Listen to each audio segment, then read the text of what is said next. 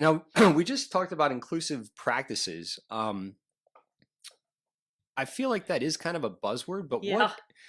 what is an inclusive community and what is not an inclusive community? Well, for me and for my son Kyle, our journey has been over the last 3 years to um, create a full life for him where he has access and supports to everything in his community in an inclusive way. No segregation, no special, special treatment, fairness, efficacy. Efficacy is a big thing. I mean, that is that's not happening, especially with, I think there's a subset of population within the population of significant disabilities. I mean, I think the employment rate is 8% for if you want to define, and people have different definitions of significant disabilities. For me, for Kyle, he is extremely receptive, but he doesn't have a voice to tell you his thoughts. Mm-hmm. And so communication is different for him. But yet, when people get to know him, and they have gotten to know him through his employment and through his church and through his service in the community, they understand that, oh, wow, he does have a lot to say and he belongs. He's a contributor to our society. Mm-hmm. So when you say inclusive practices, a person in an practicing inclusivity, did I say that right? I don't. They I'm are thinking about that too. whatever efficacy. They are contributing members to society. Mm. They're just part of their community. Mm-hmm. I think it's great that you pointed out that he has a voice. It just takes a little bit of time to get to know that voice and how that voice is heard. My aunt is very similar. She's nonverbal. I don't know if that's the correct terminology there, but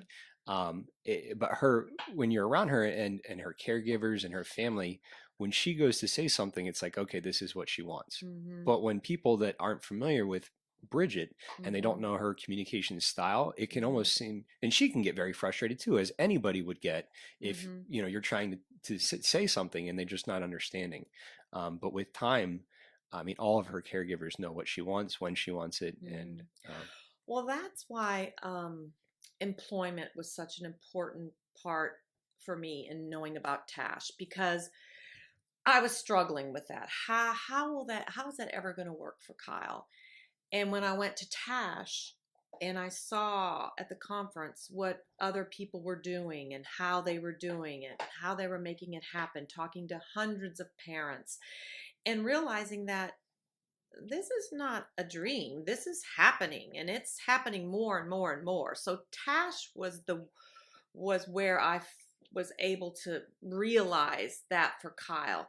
And now 3 years later, he has a structured time. He goes to a job with a job coach and a communicator, and the employees at his job, they almost know him better than I do. I mean, because they spend every day with him. So you have that opportunity. But if it wasn't for TASH, I wouldn't have understood it. I wouldn't know as a parent how to reach that. And if I can say anything to parents and family members, being in an environment and taking the time and the effort and the money to go to something like this will pay off hugely in dividends.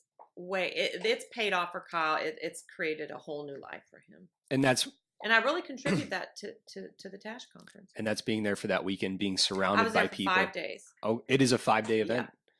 Now that was in 2016, but